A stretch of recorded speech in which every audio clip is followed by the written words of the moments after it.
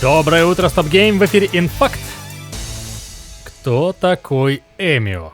Вопрошает Nintendo и демонстрирует вот этого стрёмненького дядьку в загадочном тизере. Тизер официально лежит и на каналах издательства, и на сайте. Не свойственно для компании показанный проект предупреждает о сценах, которые могут напугать. Пегги говорит 18, то есть 18, и даже на ютубе видос гордится ограничением по возрасту. Чё почем, хоккей с мячом. Ничего не понятно, но интересно. Кстати, в японской версии тизера вместо вопроса про Эмио написано «улыбающийся человек».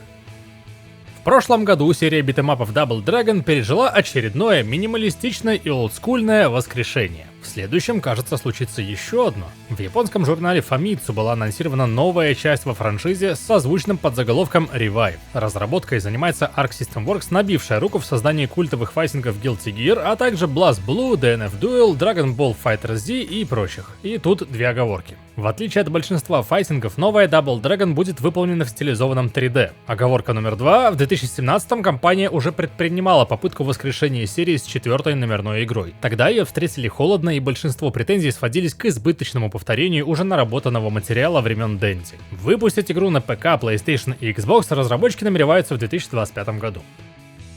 А это Black State. Анонсированная посредством IGN, игра одновременно напоминает геймплеем и очень сильно Metal Gear Solid, конкретными стилистическими решениями Матрицу, вот этот коридор с бесконечными дверьми, а в названии трейлера вообще упоминается Portal. Ну и да, Metal Gear с наномашинами, кучей гаджетов и стелсом. И как говорят авторы, показанное в трейлере обмундирование лишь малая часть того, что будет в основной игре. Как видите, графон ультрареалистичный. Процесс ее производства выстраивали при помощи каких-то длительных исследований. Невероятную оптимизацию к ультрареализму тоже обещают подвести. Кстати, двери, по заявлениям разработчиков, сыграют и функциональную роль. С их помощью герой будет порталиться в разные уровни. Ну и сюжет обещан, цитата, «богатым, загадочным и эмоциональным». В списке подтвержденных платформ пока только ПК, даты релиза у игры нет. Тем временем серия Metro силами команды, ответственной за создание популярной VR-забавы Arizona Sunshine, готовится покорять VR-рынок. Разработчики поделились свежими подробностями о проекте, передаем их вам. Создатели оригинальных игр студия 4A Games передала создателям Metro Awakening все наработанные до сих ассеты. Часть из них вошла в проект как есть, часть послужила образцом для создания нового контента. Динамику между стелсом и экшеном постараются сохранить и приумножить благодаря повышенному эффекту присутствия в VR-пространстве. Классического экшена серии будет достаточно, однако темп сражений будет медленнее, чем в прошлых играх. Объясняется это тем, что в отличие от Артема, главный герой Awakening, Сердар, всего лишь врач, а не опытный вояка. Тактильность мира метро авторы тоже постарались не утратить, и, например, протирание шлема станет каким-то интересным действием со стороны игрока. Каким именно, говорить пока не стали, но они уверены, что игрокам фича понравится. Плюс к созданию сюжета привлекли автора книг первоисточника франшизы Дмитрия Глуховского, и специально для игры он написал, цитата, «крайне личную и душевную историю». Конец цитаты. Выйти игра должна до конца текущего года на Quest 2 и 3, PSVR 2 и Steam VR. А 4A Games в это время занимается созданием следующей номерной метро. Не очень приятные новости. Microsoft огласила новый ценник на подписку Game Pass. Если кратко, цены подняли, в силу поднятия уже вступило. Однако для текущих подписчиков ценник поднимется с 12 сентября. Game Pass для консолей уже недоступен для новых пользователей. Тем, у кого подписка еще активна, могут продолжать пользоваться ее. На замену консольной подписке придет Game Pass стандарт. Игры не будут появляться в ней в день релиза, а будут добавляться позже. Хотя в Game Pass для консолей такая опция все же есть. По словам Microsoft, стандартный уровень откроет геймерам доступ к сотням высококлассных игр для консолей, а также позволит играть по сети и получать более выгодные предложения в Microsoft Store. Регионы Турции, ЮАР и Аргентины изменения тоже коснулись.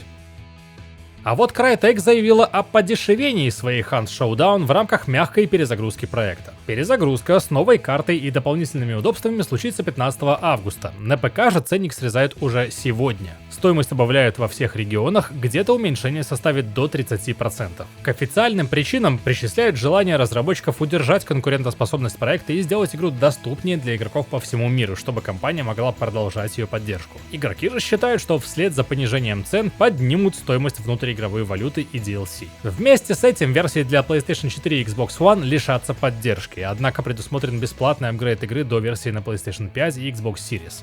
Жаль, бесплатный апгрейд консоли не предусмотрели.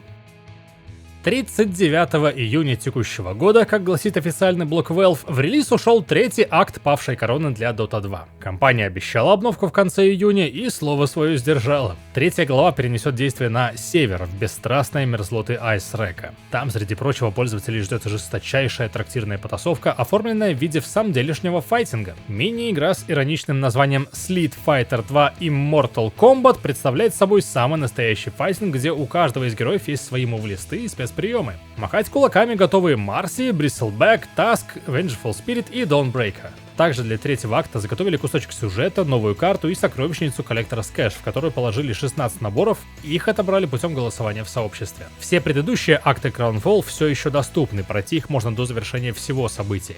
Из-за всеобщего ажиотажа сам ивент Павшей Короны продлили до середины октября. А до тех пор грозим вам постоянным снабжением свежими игровыми новостями и авторским контентом на сайте stopgame.ru. Заглядывайте, там же совсем скоро и услышимся. Доброго дня!